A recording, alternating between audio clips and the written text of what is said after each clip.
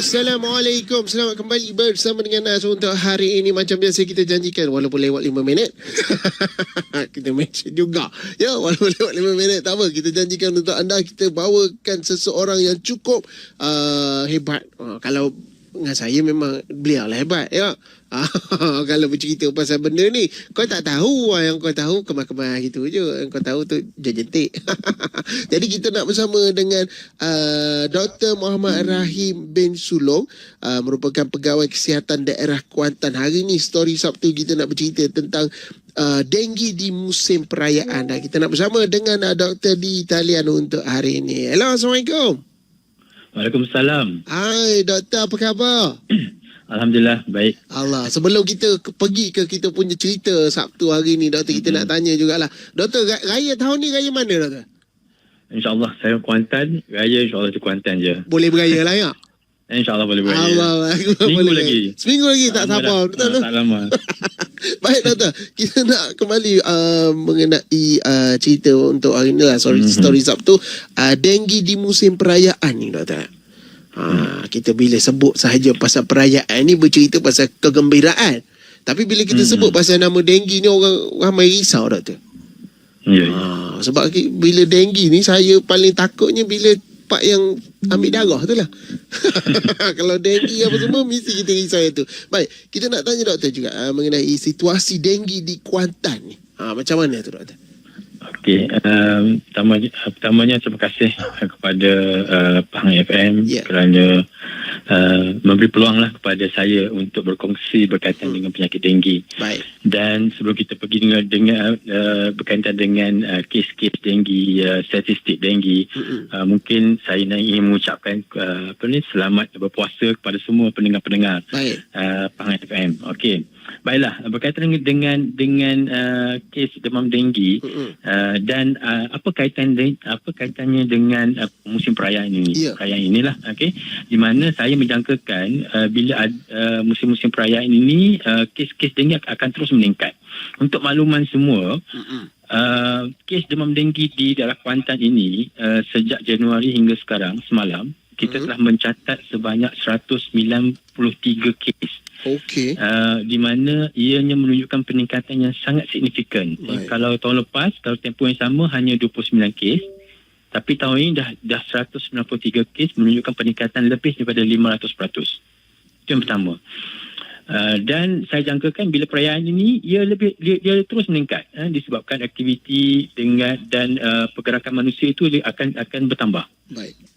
Okey, untuk makluman semua juga, kita sekarang ni ada 10 wabak lokaliti yang aktif di daerah Kuantan. Dan saya rasa kalau masyarakat ataupun pendengar perasanlah, kita selalu update di dalam kita punya FB promosi PKD Kuantan, di mana setiap kali ada wabak di lokaliti kita akan update di mana lokaliti wabak itu berlaku. Untuk 10 lokaliti yang aktif ini, kalau boleh saya sebut di sini untuk makluman semua pendengar lah. Baik.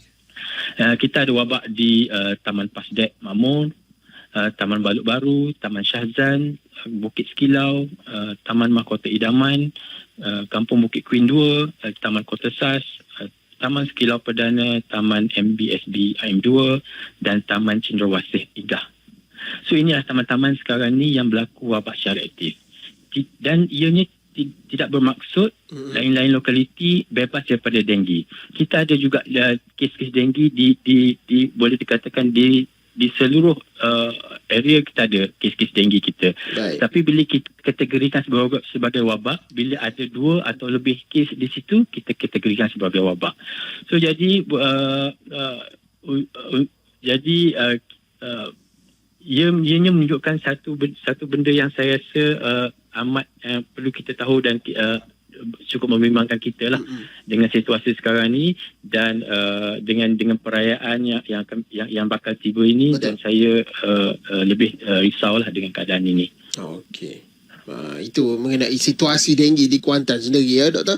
Dan juga di lokaliti yang doktor sebutkan tadi. Dan kita juga nak tahu juga di mana sebab ramai juga orang-orang kita tahu antara tempat-tempat orang kata pembiakan benda lah nyamuk Aedes ni kan doktor.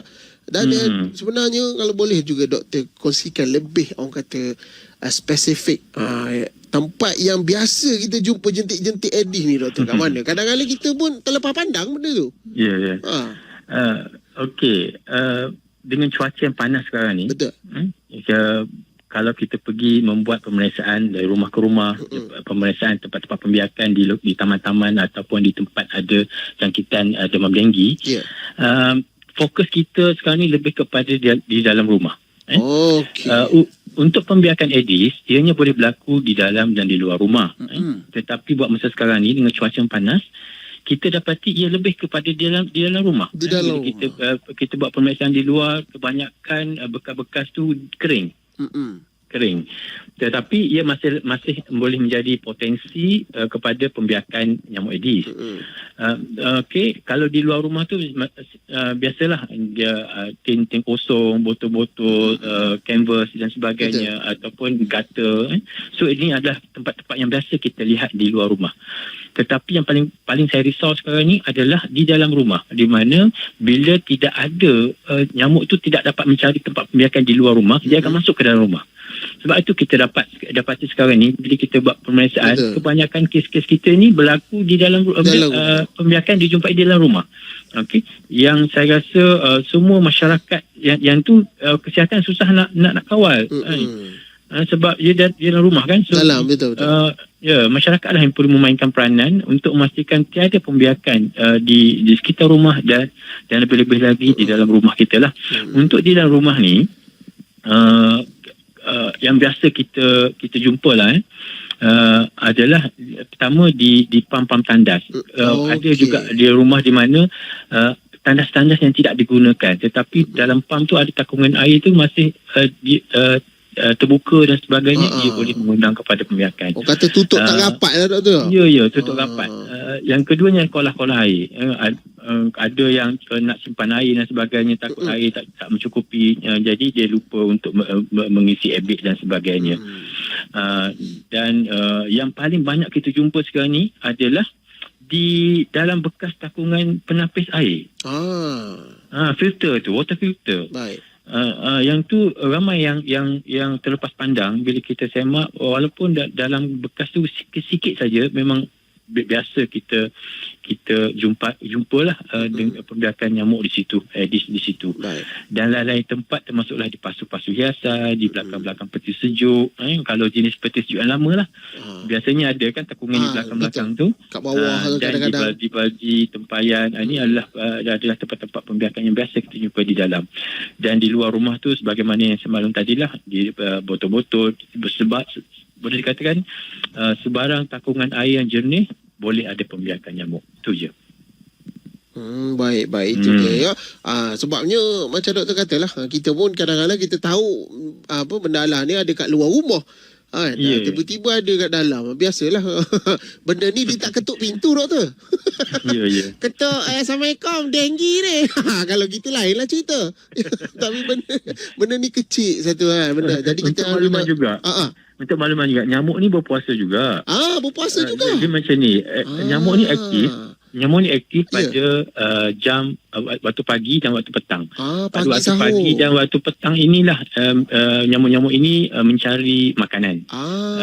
Jarah lah. Okay. Macam kita juga doktor? Ya. So aktif dia adalah pada pukul 5 pagi hingga 8 pagi. Okey. Waktu makan pagi dia. Sahur lah tu kira. Sahur lah tu.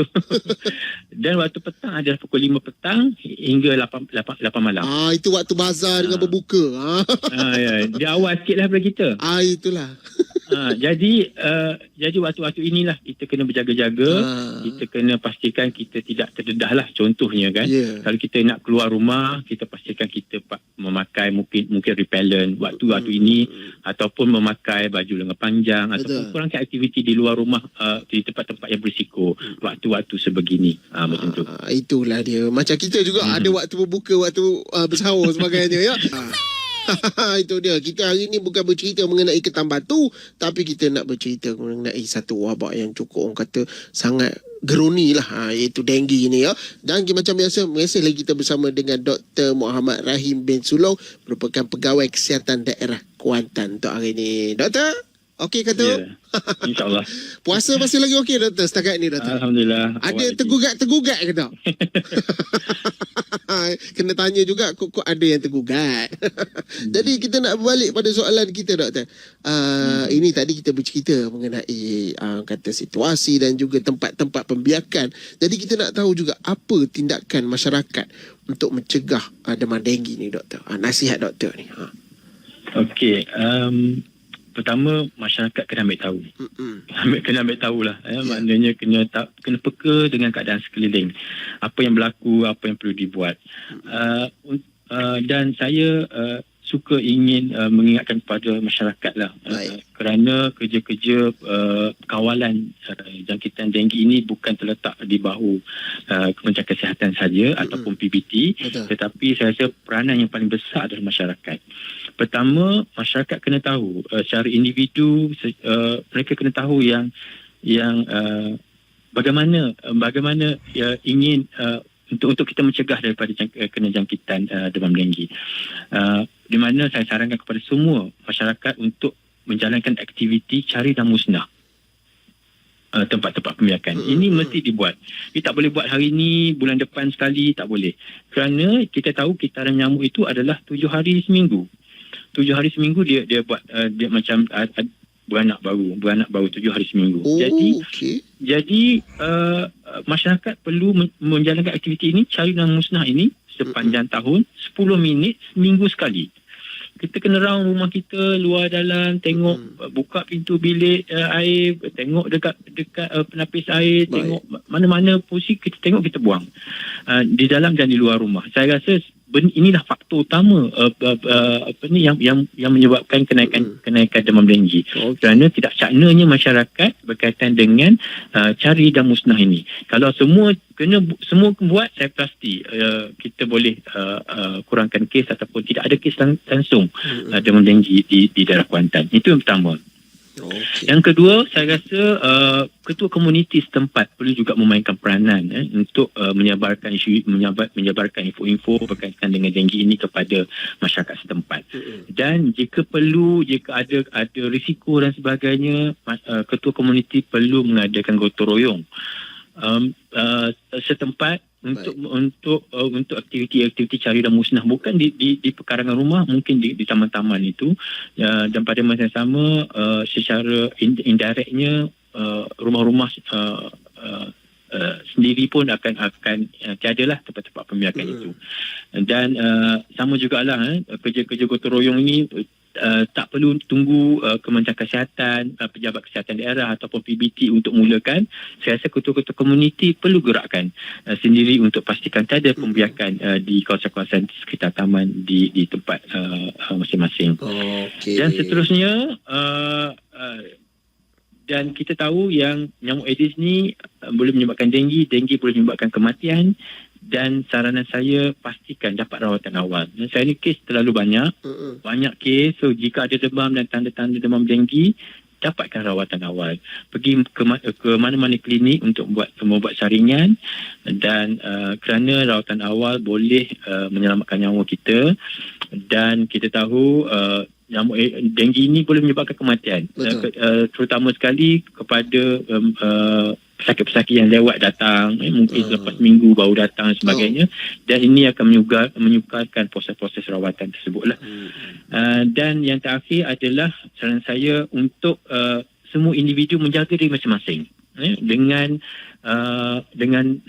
memakai alat pelindung diri. Kita tahu sekarang ni kes tinggi, nyamuk memang banyak. Jadi jika kita nak keluar waktu-waktu yang saya beritahu tadi tu, waktu puncak tu, pastikan kita mungkin pakai repellent, kurangkan aktiviti di luar. Pada masa sama mungkin kita boleh memakai baju lengan panjang. So ini adalah cara-cara bagaimana kita untuk mengelak daripada kita terkena gigitan